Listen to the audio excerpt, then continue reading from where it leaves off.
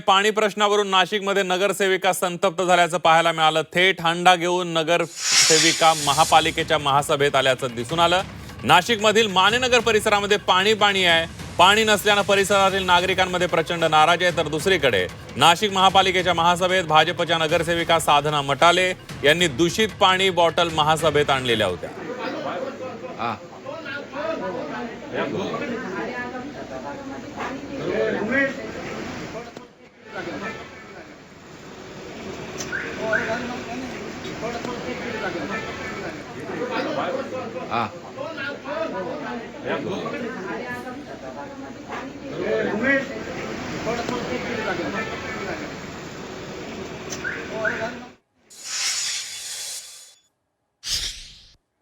आपण बघतोय पाणी प्रश्नावरून नगरसेविका संतप्त झालेल्या आहेत। एक नगरसेविका प्रशासनाचा निषेध करण्यासाठी थेट हंडा घेऊन या ठिकाणी महासभेत आलेल्या आहेत। तर दुसऱ्या नगरसेविका दूषित पाण्याच्या बाटल्या भरून महासभेत आलेल्या आहेत। त्यामुळे कशा पद्धतीने नाशिककरांना दूषित पाणी मिळतंय हे दाखवण्याचा त्यांचा प्रयत्न आहे आणि त्यामुळे आता पाण्यासाठी नगरसेविका आक्रमक झाल्याचं पाहायला मिळतं। ही दोन दृश्य नाशिक मधली आहेत।